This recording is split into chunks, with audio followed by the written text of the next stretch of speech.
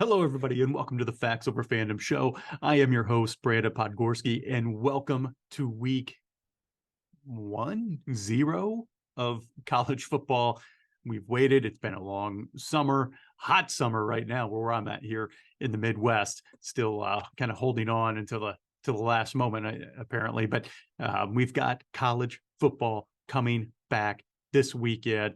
No real great games, but we do have a top 25 team, and Notre Dame's going to be playing. So I think everybody's just happy that we've got regular season football coming back. So we know the big kickoff week in college football will be coming up here in another week. NFL, we're only about 3 or 4 more weeks away. So it's coming. It's coming fast.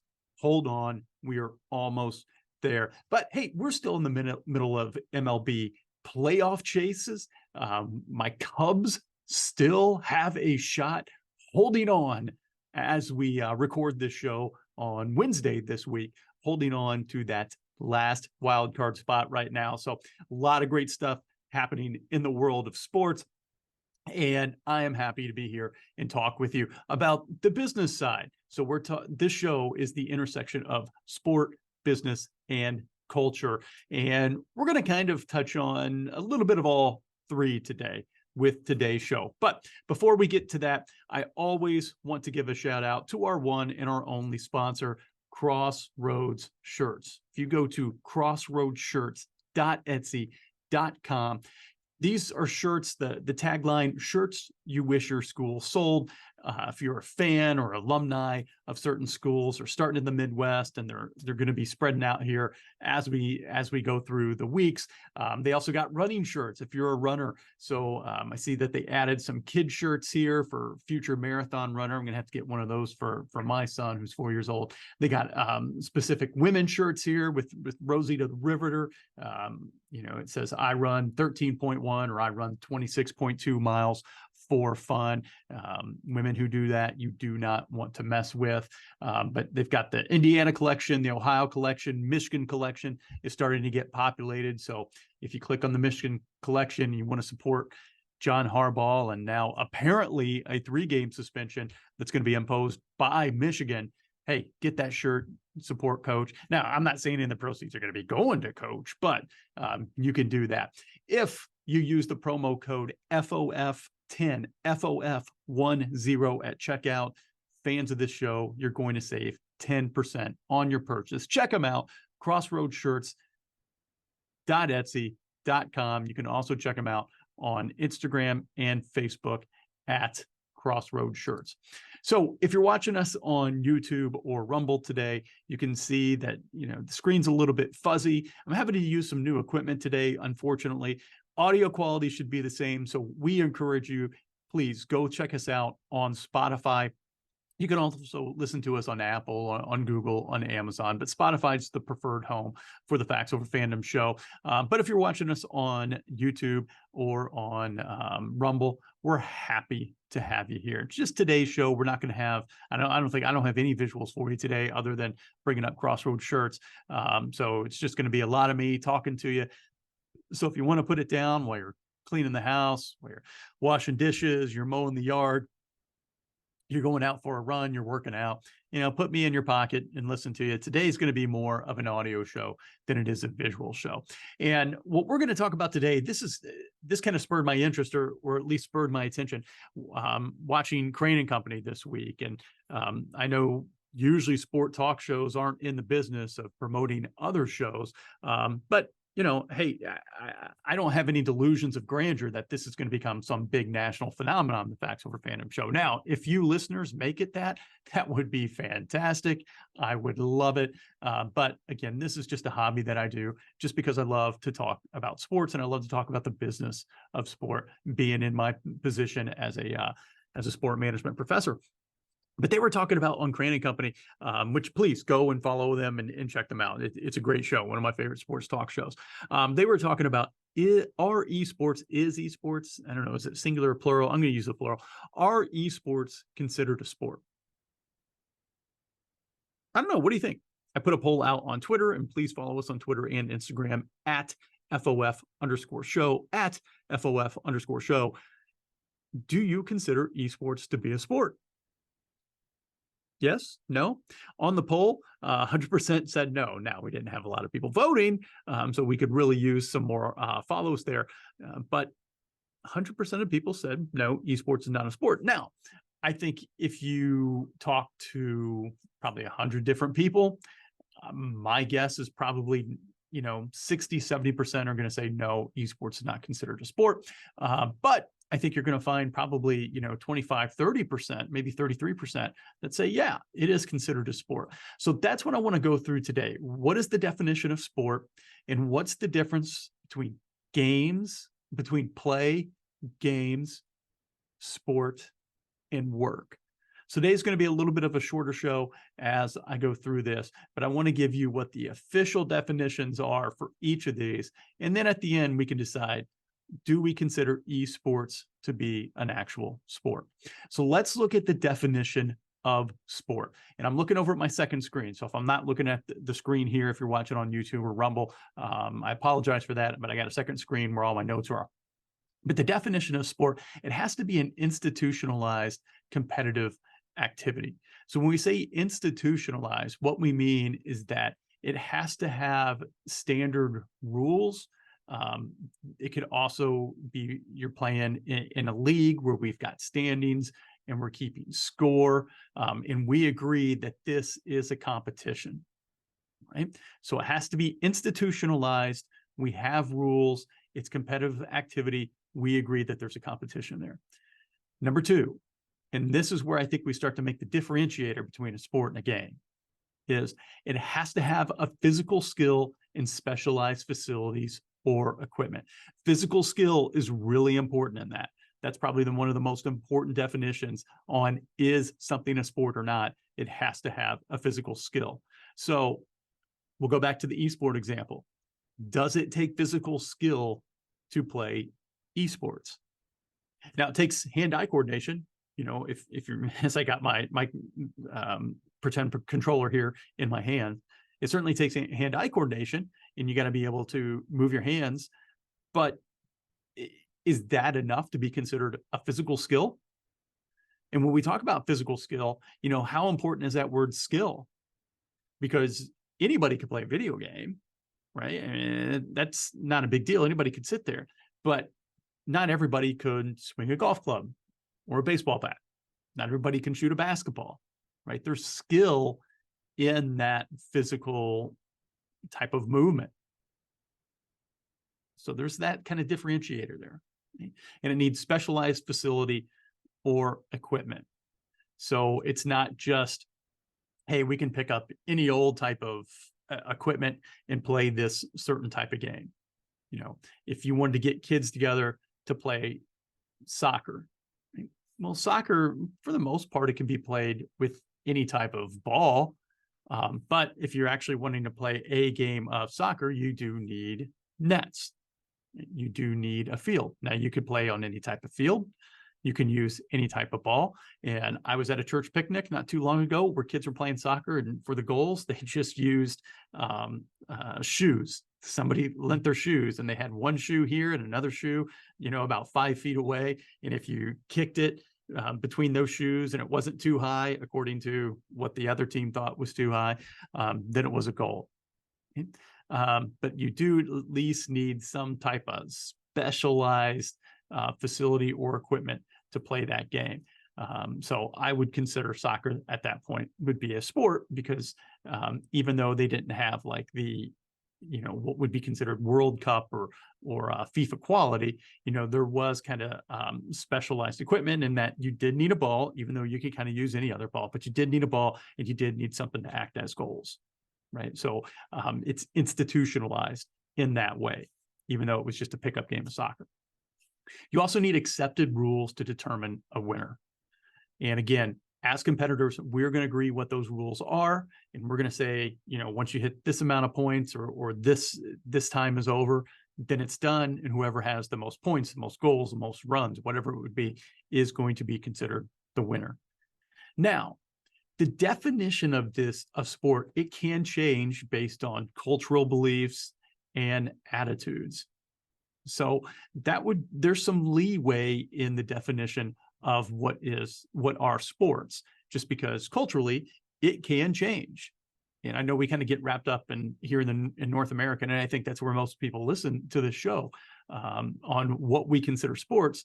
But, you know, if you go to other parts of the world, they may have something completely different. I remember being in Holland. This is probably, over 15 years ago, and learning the sport of korfball. People in the United States probably never heard of korfball. I'd never heard of it until I went over there. And it's kind of a form of basketball over there, but you do need a specialized equipment to play it. So sports look different depending where you're at in the world. But based on that definition there of what we talk about sport, are esports, are they an institutionalized competitive activity? I would say yes.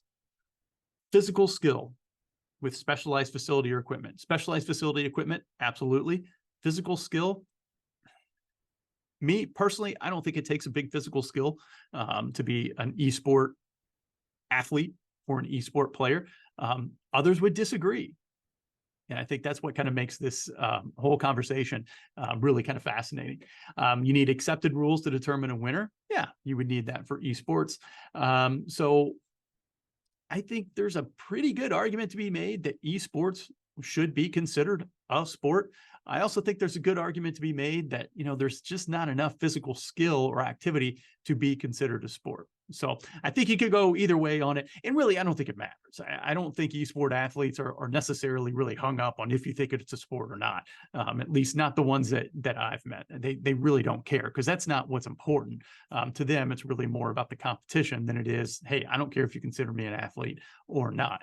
But I just kind of thought it was a fascinating conversation that they were having on Crane & Company. And that's why I thought this would kind of be a fun show to kind of go through just the differences. So let's start from the bottom, and then let's work our way up. So let's start with play. I told you we're going to talk about play, then we're going to talk about games, sport, and work. Let's talk about play. In play, really, it has its roots in childhood. It's just the physical activity of childhood. And what's important about play, it's free activity to explore the environment, express oneself, dream, and pretend, and there are no firm rules or set location. That's a big part of that. So where sport is really institutionalized, play is not. Play is just free play, and it is so important that kids play. It's important for their physical development, which is kind of an obvious one, but it's also really important for their mental development and their relationship development with other kids. It teaches them leadership skills, believe it or not, as far as being able to take turns, to share, to learn order. It can also help them if they're playing an informal game. Okay, hey, me and Johnny are going to be on this team, and you and Sally are going to be on that team, right? And it can help when there's conflicts that come up in free play. Like if kids are playing a tag, right? I tagged you. No, you didn't. Yes, I did. No, you didn't. And, kids get an opportunity to kind of work those things out. So free play is really, really important. Being away from adults, being away from structure, being away from kind of the institutionalized sport that we like to put kids in. Free play is really, really important. So free activity to explore the environment, express oneself, dream and pretend, playing hacky sack. Right. Again, not as a game, but just kind of kicking a hacky sack around. That would be considered play. My son and I, we play all the time because that's what he really enjoys. He enjoys play, and it helps our relationship from father to son. The outcome is unimportant because we're not keeping score. It doesn't matter who wins or who loses. It's just play. Right? He likes to play knights, so he's got a little knight costume with like a little styrofoam sword, and I've got a little plastic looking it's a small plastic hockey stick that I use as my sword, and we just play knights, and he always slays the big bad dad. Right? So there's no really kind of big outcome on who's a winner or who's a loser. It's just an opportunity for him to play with dad, right? And sometimes I get to slay him, and he'll pretend that he's dying, and he'll slay me, and I pretend I'm dying, and we just laugh, right? And so the only objective in play is pleasure. So we're not worried about winning. We're not worried about teams. We're not even worried about this being a sport. We're just out and we're playing and we're using our imagination. And there's so many good things that come about from play. So we talked about play. Now let's go up to the next level. We'll talk about games, we'll talk about sport, and then we'll talk about work. Games is a more structured form of play. So it's play, but it's going to be a little bit more structured to where games can be mental or physical, but there are rules. There are either informal rules that we'll agree to, or there's actual formal rules, and it's a competition. So play, we start to have a competition, but it doesn't necessarily have to have a physical component to play. If you think about chess or checkers or Monopoly, right? That's a game. We're playing a game, and it's a little bit more structured form of play. We actually have an objective to what it is that we're doing there. And the outcome in games are determined by luck, by strategy, or by skill. So something can be a game and not a sport, right?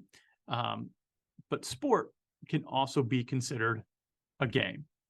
And what I mean by that would be something to the extent of maybe, my brother and I, when we were kids, we came up with a game. It had a sport base, but it was a game where it was kind of a combination of kickball, baseball, and just hitting the living crap out of a beach volleyball. And there were components of like dodgeball, and I mean, it just combined a bunch of different sports into this kind of dumb little game that we had, where we had rules, and if you hit it so far, you got so many points, or we would call it, runs like baseball. But it was structured to an extent, and it was physical. And it had kind of informal rules, and they would kind of change day by day depending on who was trying to win, right?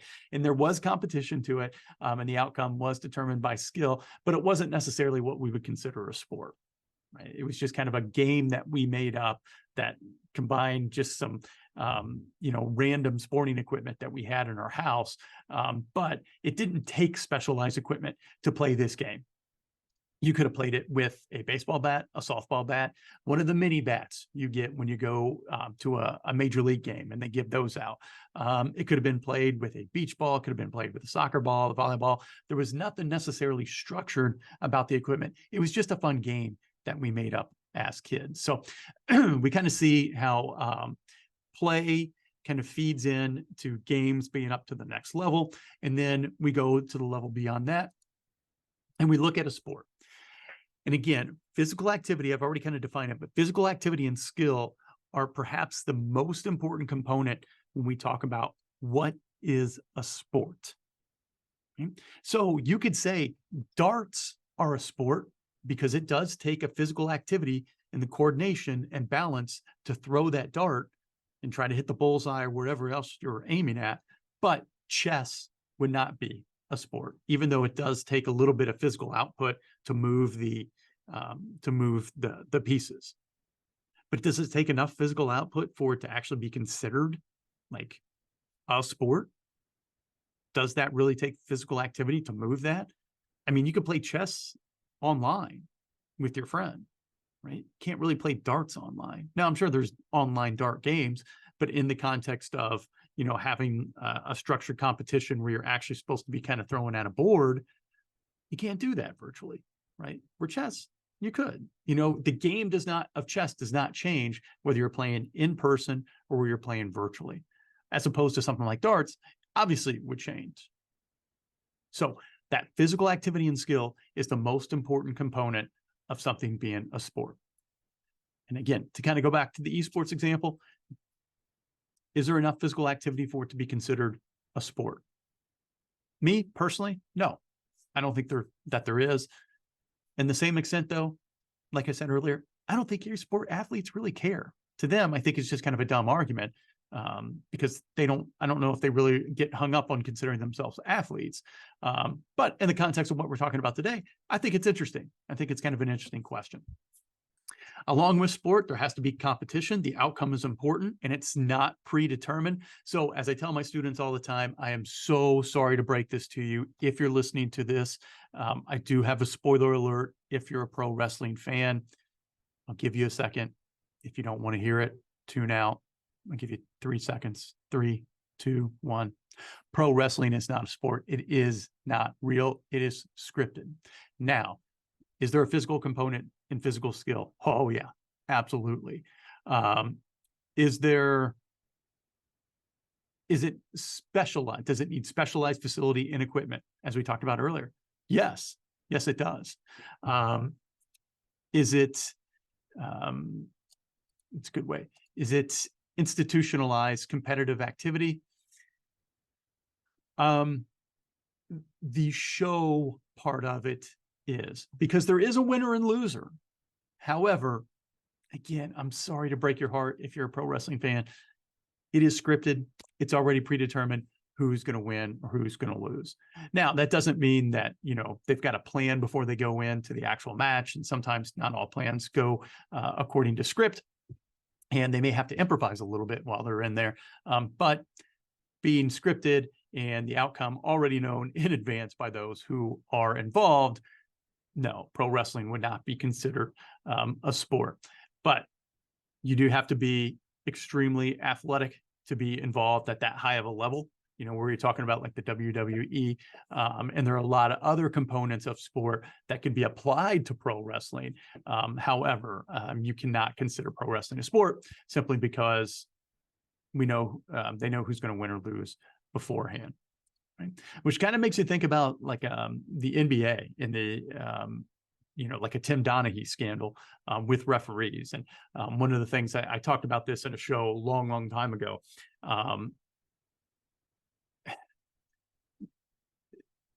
NBA, NFL, MLB, they are considered entertainment. And so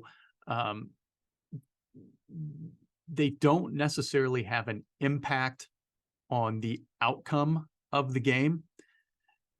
However, it does not technically mean that if the leagues would prefer to see certain teams win or certain series go 7 games, it does not mean that the league cannot let that be known, maybe to the officials, or that they can't maybe massage some of the outcomes or give point of references to officials before a game.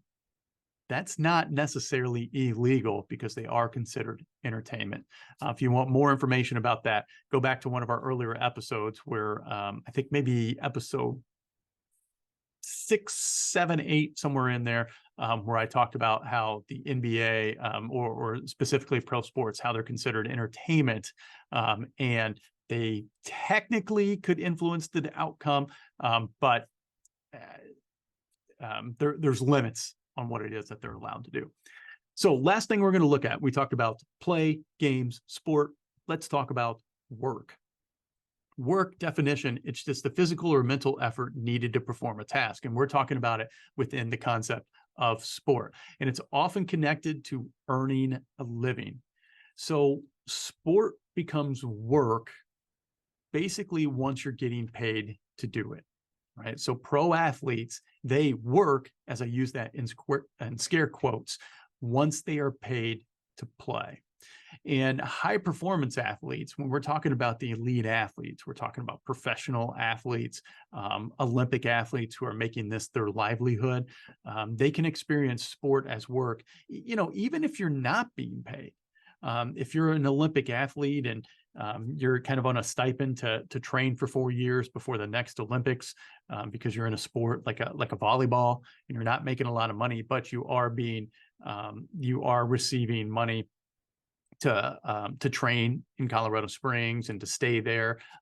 If you're a Division I college athlete in the NCAA level and you're getting a full scholarship, even though you might not necessarily be getting paid every week like a regular employee, you could still feel that sport as work, even though you're not receiving a paycheck. Now, NIL is really starting to blow a lot of that up, but you don't, there's only a few number of athletes who are getting those, millions or even, tens and hundreds of thousands type of NIL deal. And so, there's a shift in work when we're talking about sports and we're talking about athletes. So if you just think about you in your daily life, in your work, and how sometimes work can be a grind and it could be tough. And you think to yourself, man, I would play Major League Baseball or professional basketball, baseball, whatever it be. Man, I play for free. I would trade my life to have the opportunity to play for the Angels like Ohtani. I'd trade positions with him in a heartbeat, and I would play for free. Yeah, now you wouldn't, because we're talking about work at that point, and the work and the discipline and everything that these pro athletes have to go through just to be professional athletes, and then to accomplish some of the amazing things that they accomplish, you would want reimbursed for that. Now, should athletes make as much as they do? A lot of people would say, no, they make too much money, but you're worth as much as somebody is willing to pay you. That's what your value is. So while you could say, it's ridiculous that we pay athletes, these millions of dollars, and teachers can only make $50,000 a year, that sounds good. I think you wouldn't find a lot of people who disagree. However, pro athletes, they bring in more money than teachers bring in. Teachers don't really bring in any revenue. Pro athletes bring in, billions of dollars. And so financially, they're considered more valuable. Now, to society, are they more valuable than a teacher? Well, I think that certainly can be argued that teachers are more valuable than pro athletes. But again, it really just kind of comes down to numbers and what type of money are you bringing in to your organization. So it's not a matter of who's right or who's wrong or who's more valuable, as far as what we think societally. It really just kind of comes down to finances. But once you cross that threshold from being a sport to work, the same stresses that we have in our jobs, athletes experience that as well, in a different way. But, burnout is real. Overtraining is real. Not getting along with your boss is real. I mean, we've got, I'm here in Indiana, and we've got a running back for the Colts who doesn't want to play for the team, right? Doesn't think he's being valued as much as he should be getting valued. So all that plays into it. And that's when, sport becomes a business, and there's a shift with these athletes. And some athletes, they understand that quickly, and they're able to make that shift. And some, they let the business side of sport really kind of consume them and really fill them with a lot of kind of bitterness, maybe a lot of jealousy, and they're not able to continue to play that sport with the same passion and love, just because that work component of it has really tarnished their experience in that sport. So there you go. Told you it'd be a quick episode, just kind of an overview of the definition of what is sport, and then looking at play, games, sport, and work. So stay tuned for our next section, or our next segment, our last segment of the show, a little bit of Uncle Brandon advice. But let me hit you with some knowledge.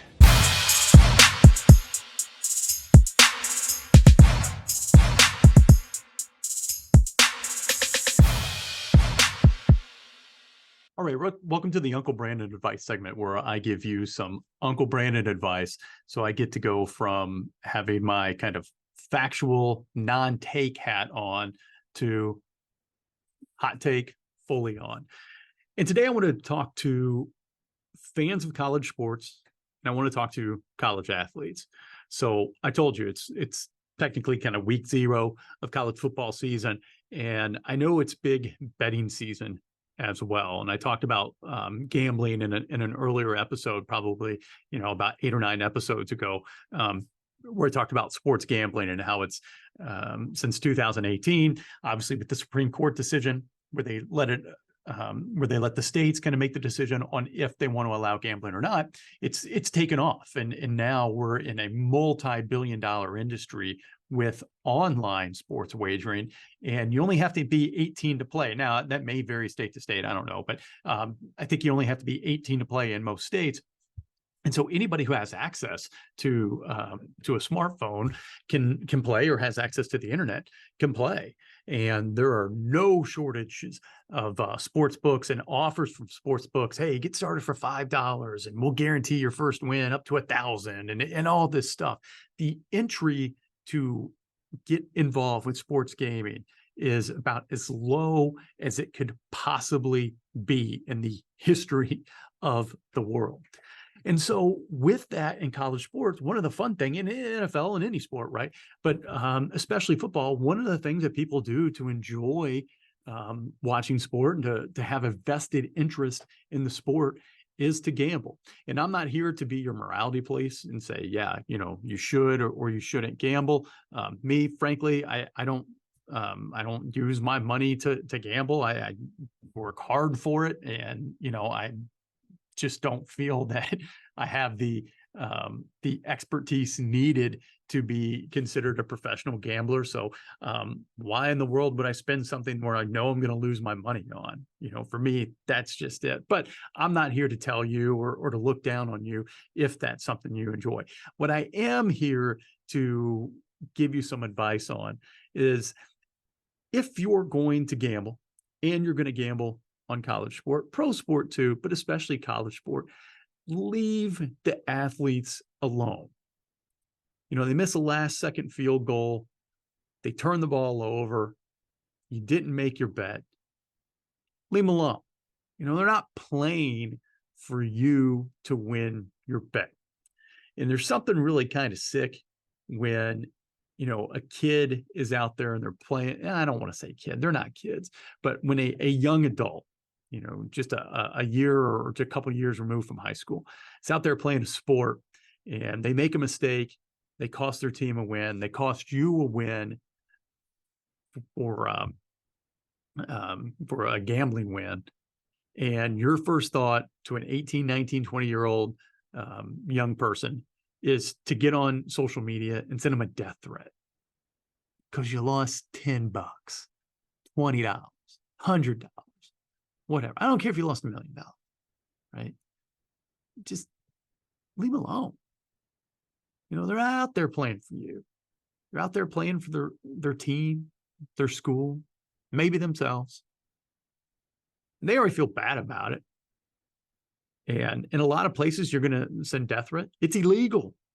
You got to be careful what you say on social media. And it's something that the FBI is starting to take notice of as well. And in fact, earlier this year, a coalition of schools has started to come together with law enforcement to figure out how they can tackle this problem. And there's schools and there's coaches, there's administrators who are trying to lobby their state governments to make laws against harassment of players. So knock it off. As somebody who's coached college athletics for about 10 years, and been involved as an administrator, as an AD as well. College athletes are a special kind of subset of athletes because they've got so many pressures on them or so many stressors on them. And I'm not saying that's necessarily a bad thing, to have the ability to play college sports. It's a great thing. It's something that a lot of people wish they would have had that opportunity to do. So I'm not saying they need to be coddled necessarily, but I am saying that, you need to be a human being, and lashing out at a young adult is not the appropriate thing to do when they don't return the result of your bet. They weren't the one who put up the money. They weren't the ones who put up the risk. They have no idea who you are.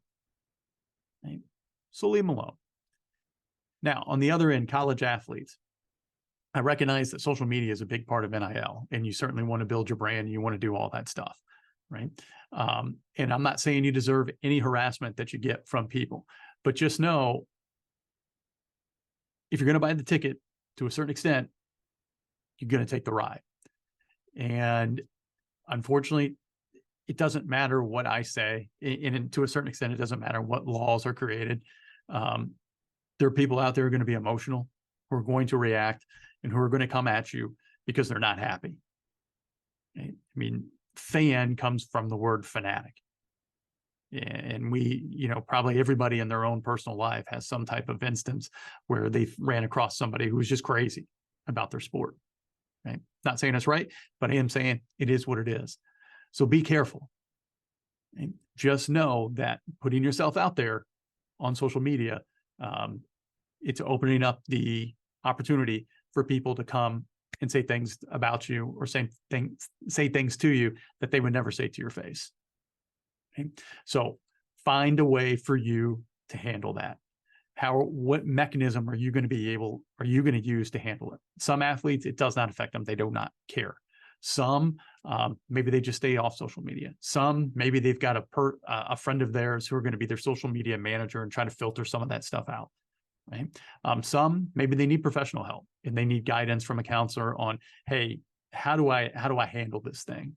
Right? I really want to build my brand, and I want NIL deals, and I want all these fun things, and I want to be able to promote myself and promote my team, promote my school, but I just get a lot of hate on social media. How do I handle this? Right? So just know, athletes, it's out there. There are crazy people out there. If you haven't been harassed yet, there's a likelihood that you will, especially if you're playing at a high level. Have the mechanisms in place for how it is you're going to handle it. And again, fans, leave these athletes alone. Right? I don't even think it's appropriate for you to do to pro athletes, but especially college athletes who have to deal with class, who are dealing with practice, with the social life. Now, some of them have the NIL deals. And again, they're asking for it. They're asking for all these things. Right? I'm not saying that this stuff just happened to them. They're asking for it. But at the same time, there's a lot that they're dealing with as well. And oh yeah, they're 18, 19, 20, 21 years old. They're still trying to figure out who they are in the world and what are they going to do for the rest of their lives. And then when they've got that added stress of people coming at them with death threats or saying negative things about them, tagging their parents, boyfriends, girlfriends, and things like that, that's just really sick. Right. So let these athletes be athletes. Let them experience what college sports has to offer without kind of the added craziness of harassment. Because it's just kind of a weird thing to do, at least in my opinion. So that's it for the show. I hope you guys have a great weekend. Enjoy the first kind of official week of college football, and we will be back next Friday. As always, love God, love each other, be a good sport. We'll see you next time.